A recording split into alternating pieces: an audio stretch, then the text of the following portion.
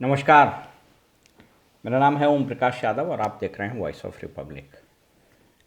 आज हम लोग लोकसभा चुनाव की विवेचना की कड़ी में 11 पार्लियामेंट्री कॉन्स्टिट्यूंसी कटिहार की चर्चा करेंगे। कटिहार सीमांचल पर बसा हुआ एक महत्वपूर्ण जिला है जो एक ज़माने में जूट उद्योग के लिए जाना जाता था। हालांकि वो दम तोड़ चुका है। कटिहार रेलवे के दृष्टिकोण से भी बहुत महत्वपूर्ण है। वहाँ रेलवे का डिवीज़न है और रेलवे का बहुत बड़ा एस्टेब्लिशमेंट है। बीएमपी, जिसको अब बिहार विशेष सशस्त्र बल बोलते हैं, उसकी भी एक बहुत बड़ी यूनिट है। रेलवे के दृष्टिकोण से और सामरिक दृष्टिकोण से वो ज़िला बड़ा महत्वपूर्ण है। एक ज़माने में बंगाली की अच्छी खासी आबादी हुआ करती थी, लेकिन कालांतर में विधि व्यवस्था के चरमराने और लॉ एंड ऑर्डर के ख़राब होने, क्राइम सिनेरियो बढ़ने और अन्य कारणों से वहाँ के लोगों ने पलायन करना शुरू किया और बंगाली की बड़ी आबादी पलायन कर चुकी है। इसलिए आप देखिएगा कि वहाँ पर बहुत सारे महल्ले का नाम बंगला से है। मिर्ची बाड़ी, तो बाड़ी जो होता है एक्चुअली वह बंगला नाम से है। जिला निर्वाचन पदाधिकारी के अधिकृत आंकड़ों के अनुसार यहाँ टोटल वोटर की संख्या 21,26,616 है, जिसके लिए 2154 वोट बनाए गए हैं। इतना पोलिंग स्टेशंस है 2154। सर्विस वोटर्स की संख्या करीब 1715 है, जो बहुत ज़्यादा नहीं है। ये बनाए गए हैं यहाँ पर। इसके अतिरिक्त कुछ और महत्वपूर्ण चीज़ है जिसको समझ लीजिए। यहाँ पर 6 असेंबली कॉन्स्टिट्यूंसी है। कटिहार जो बीजेपी के खाते में है, तारकिशोर प्रसाद, कदवा इंडियन नेशनल कांग्रेस, बलरामपुर महबूब आलम माले, प्राणपुर निशा सिंह, मनिहारी शेड्यूल ट्राइब का है मनोहर प्रसाद सिंह, और बरारी ये विजय सिंह के नाम से है। इस कॉन्स्टिट्यूंसी के बारे में थोड़ी सी जानकारी पहले हम लोग ले लें। एक ज़माने में यह कांग्रेस का स्वाभाविक रूप से गढ़ हुआ करता था और जैसा कि मैंने बताया कि भोलानाथ विश्वास बंगाली समुदाय से आते थे। इन्होंने 58 में चुनाव जीता था। यही वो जगह था जहां कांग्रेस के कद्दावर नेता और लगभग ताजीवन कांग्रेस के कोषाध्यक्ष रहे सीताराम केसरी ने भी 67 का चुनाव इंडियन नेशनल कांग्रेस से जीता था, जिनके बारे में कहा जाता था कि खाता न वही जो केसरी कहे वही सही। उन्होंने भी चुनाव जीता था। तारिक अनवर जी का यह गढ़ रहा है। यहाँ पर उन्होंने 80-84 में इंडियन नेशनल कांग्रेस से चुनाव जीता, फिर 96-98 में भी इन्होंने जीता। बीच में वो छोड़ करके शरद पवार की पार्टी में चले गए थे और ट्राई किए चुनाव 1-2 बार, सफलता नहीं मिली और हार गए।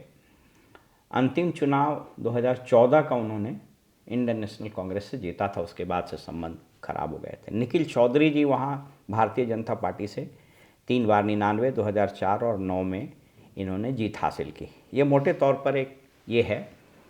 तो वैसे अभी कहा जा रहा है कि यह जो कटिहार पार्लियामेंट्री सीट है यह बीजेपी का गढ़ है, लेकिन एक ज़माने में तारिक अनवर के नाम से कटिहार जाना जाता था। बड़े कद्दावर नेता, बहुत सीनियर हो गए हैं। उनकी उम्र जानकारी के जो उन्होंने दी है एफिडेविट में, उसके अनुसार लगभग 73 साल हो गया। ठीक ठाक छवि इनकी है। अच्छे पढ़े लिखे नेता के रूप में इनकी छवि रही है। थोड़ी सी जानकारी और हम लोग यहाँ ले लें। इस कॉन्स्टिट्यूंसी में जैसा कि हम लोग सब लोग जानते हैं, सीमांचल इलाका जिसमें पूर्णिया, कटिहार, किशनगंज और अररिया, इसमें किशनगंज, अररिया और कटिहार में मुस्लिम की आबादी बहुत बड़ी है। इनफैक्ट किशनगंज में यह आबादी, उसका जब हम समीक्षा करेंगे तब हम आपको बताएंगे। किशनगंज की आबादी तो मतलब 75% से ज़्यादा हो गई है। यहाँ पर 44% आबादी है कटिहार में मुस्लिम की। तो यहाँ पर यह भी एक कारण रहा है कि वोट का पोलराइजेशन हो जाता है। बहुत सेंसिटिव जगह है, जैसा कि मैंने बताया कि रेलवे के दृष्टिकोण से भी ये बड़ा महत्वपूर्ण जगह है। और चूँकि बंगाल से सटा हुआ इलाका है तो यहाँ पर व्यापार भी बहुत अच्छा होता था। एक ज़माने में मसाले का व्यापार, इसलिए मिर्ची बाड़ी नाम ही पड़ा, मसाले का बड़ा अच्छा व्यापार होता था। शहर में कोई खास ओवर पीरियड ऑफ टाइम बहुत बदलाव नहीं हुआ, बहुत संकीर्ण, बहुत ही डेंसली पॉपुलेटेड शहर है। सड़कें और गलियां बहुत ही कंजस्टेड है, जिसके कारण आवागमन की समस्या बनी रहती है। बाढ़ से भी कुछ इलाके बहुत प्रभावित होते हैं यहाँ। ये कुल मिला जुला कर की स्थिति है वहाँ। जैसा मैंने बताया कि 2009 में निखिल कुमार चौधरी बीजेपी से जीते थे, 14 में तारिक अनवर एनसीपी से जीते थे और 2019 में दुलाल चंद्र गोस्वामी जदयू से, जो अभी सिटिंग एमपी हैं, उनकी ये स्थिति है। अगर हम बात करें वर्तमान में चुनाव की, तो इस चुनाव में बाइपोलर चुनाव ही होगा, जैसा कि हम सब लोग जानते हैं। बाइपोलर चुनाव होना यहाँ तय है। यहाँ मुकाबला गोस्वामी जी और तारिक अनवर में, हालांकि तारिक अनवर की घोषणा थोड़ी लेट से हुई। अगर ये थोड़ी सी पहले और होती तो यहाँ पर और स्थिति थोड़ी सी बदली रही होती। तो बट बहरहाल अब चुनावी रणभेरी बच चुकी है और सारे लोग इसमें आ चुके हैं। ये मोटे तौर पर है। अब थोड़ा इन लोगों के अगर एफिडेविट्स की चर्चा करें तो दोनों कैंडिडेट्स के पास कोई वैसा बहुत महत्वपूर्ण चीज़ नहीं है जो हम आपको बता पाएँ, एक्सेप्ट ये कि एफिडेविट वगैरह में मोटे तौर पर जो सब लोगों का है वैसे ही है। केसेस बहुत पेंडिंग नहीं है।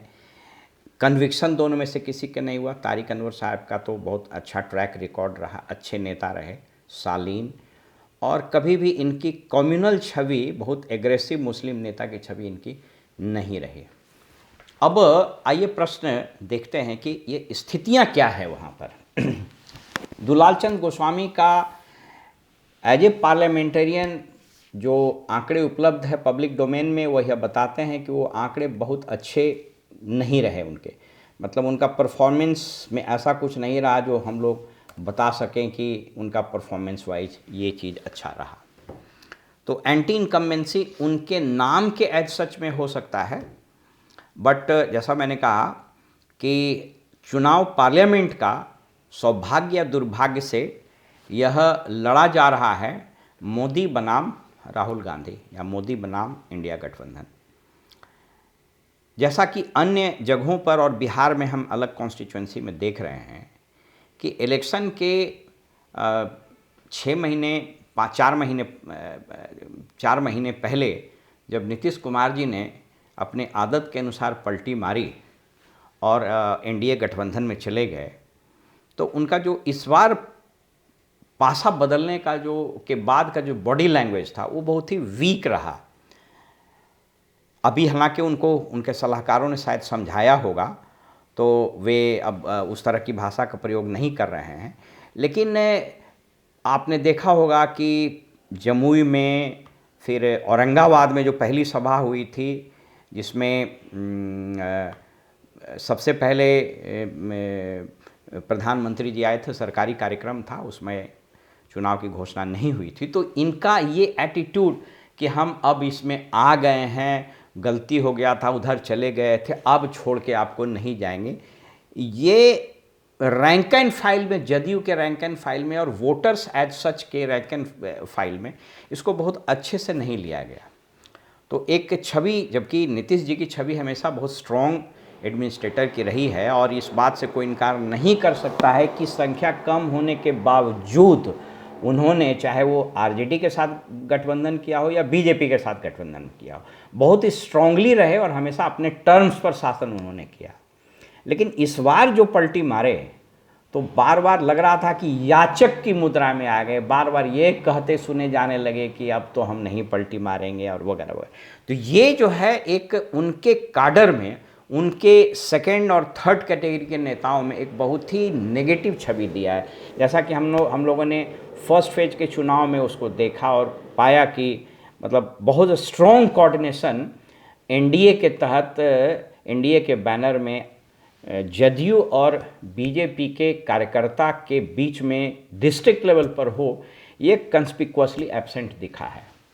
तो कोई बहुत स्ट्रॉन्ग जिसको बोलते हैं कि उत्साह हो सिटिंग एमपी के बारे में, वैसी कोई बात रही नहीं। हाँ, एक चीज़ ज़रूर है वहाँ कि वहाँ गाहे बगाहे, जैसा मैंने बताया कि सीमांचल का जो इलाका है, कटिहार, पूर्णिया, किशनगंज और अररिया, यहाँ चूँकि मुस्लिम की आबादी, खास करके इन 3 जिलों में किशनगंज, अररिया और कटिहार में मुस्लिम की आबादी बहुत बढ़ी है। और गाहे बगाहे वहाँ पर यह बात बीजेपी उठाती रही है। और कई बार, जैसे अररिया के कलेक्टर ने तो एक बार, किशनगंज के कलेक्टर ने तो एक बार हाईकोर्ट के किसी ऑर्डर के हवाले से जब सरकार को रिपोर्ट भेज दी थी कि वहाँ पर इलीगल इमिग्रेंट्स बांग्लादेश से आ रहे हैं, तो उसको लेकर के बहुत हाय तौबा मचा था। तो गाहे बगाहे वहाँ पर बीजेपी यह बात करती रही है कि बांग्लादेश से अवैध प्रवासी की बहुत बड़ी संख्या इन सीमांचल इलाकों में आई है, जिसने वहाँ के पूरे डेमोग्राफी को डिस्टर्ब कर दिया है। तो ये एक जो बात है वह बीजेपी इसको हमेशा भंजाती रही है। और ये, अगर ये पोलराइजेशन फिर से हुआ, आप इसको यूँ समझें कि ये जो विगत 10 बरस में ऐसी चीज़ें हुई, 10 से 15 बरस में या 20 बरस का, 15 बरस कह लीजिए, जो चीज़ें हुई, तो जो पोलराइज हुआ, इसलिए वहाँ पर बीजेपी के लोग लगातार या एनडीए के लोग लगातार जीतते रहे। अन्यथा एक समय कांग्रेस का ही गढ़ रहा करता था। तो ये एक फीलिंग आम जनता में हर बार देने में लोग सफल हो जाते हैं। और जब मुस्लिम की आबादी बहुत एग्रेसिवली वह एनडीए के अगेंस्ट वोट करती है, चाहे वो कांग्रेस का आदमी खड़ा हो या कोई और खड़ा हो बीजेपी के अगेंस्ट, तो उसका परिणाम ये होता है कि हिंदू वोटर्स भी वहाँ पोलराइज हो जाते हैं।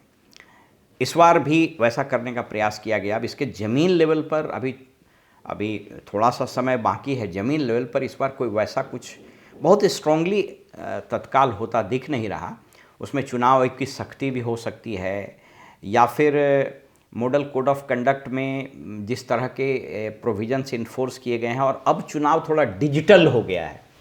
एक समय था कि जब लाउड स्पीकर लगा के पोस्टर, बैनर, दीवार पर लिखावट और गली नुक्कड़ पर सारी चीज़ें होती थी, तो वो चीज़ें बड़ी परसेप्टेबल होती थी, बहुत चुनाव का बहुत शोर होता था।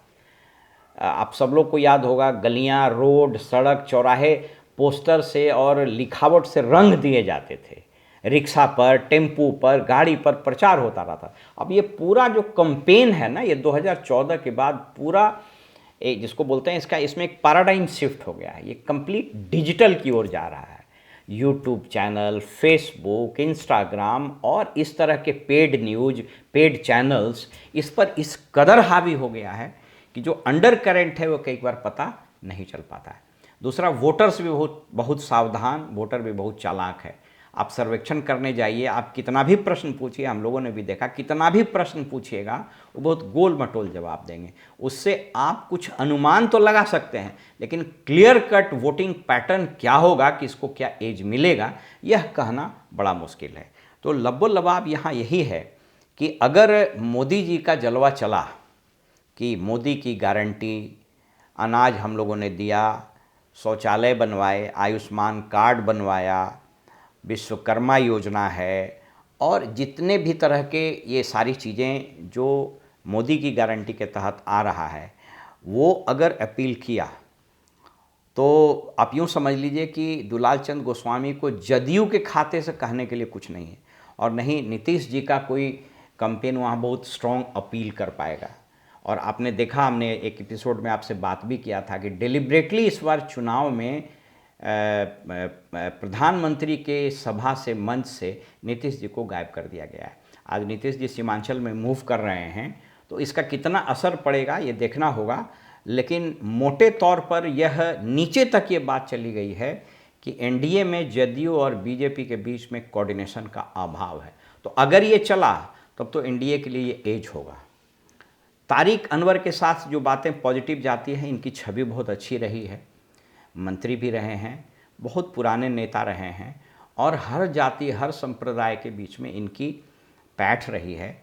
Over a period of time उम्र चूँकि बढ़ा, तो एक चस्पा इन पर लग गया है सोफिस्टिकेटेड नेता का, और एक बार पार्टी भी इन्होंने बदल ली, तो एक लग गया, सोफिस्टिकेटेड चस्पा लग गया है, बहुत स्ट्रांगली अब मूव नहीं करते हैं। और वो जो सेकेंड अभी के जनरेशन के जो नेता हैं और एग्रेसिवली जो जिन चीज़ों को करते हैं, वैसा थोड़ा सा अभाव दिखता है। लेकिन शालीन छवि, साफ सुथरी छवि और प्रीवियस ट्रैक रिकॉर्ड, और राहुल गांधी जी ने जो गारंटी दी है मैनिफेस्टो का, और तेजस्वी का एक अपना जो अट्रैक्शन है युवाओं में नौकरी देने को लेकर के खासकर, वो अगर कार्ड चला तो यहाँ पर इनको एज मिलता दिखेगा। लेकिन जैसा मैंने बताया कि अगर ये पोलराइज हुआ वोट, मतलब अगर मुस्लिम आबादी ने एग्रेसिवली कांग्रेस को वोट दिया, जैसा कि नेशनल लेवल पर अभी ट्रेंड देखा जा रहा है, क्योंकि ये मत भूलिए कि पूर्णिया से एमआईएम का कैंडिडेट का विड्रॉ किया जाना इस बात की ओर इशारा करता है, और बहुत सारे पॉलिटिकल पंडित एनालिस्ट ये मानते हैं कि इस बार मुस्लिम वोट्स को बिखरने से बचाया जाए। तो अगर वो स्थिति यहाँ हुई तो फिर इन लोग भी, बीजेपी और एनडीए भी पोलराइज करेगी। तो कांटे की टक्कर है वहाँ पर। अब चुनाव के बाद, जिस दिन पोल होगा, उसके बाद क्या रुझान होते हैं, उसके बाद ही हम लोग इस पर स्पष्ट रूप से बात कर सकेंगे। फिलहाल हमें इजाज़त दीजिए और आप देखते रहिए वॉइस ऑफ रिपब्लिक।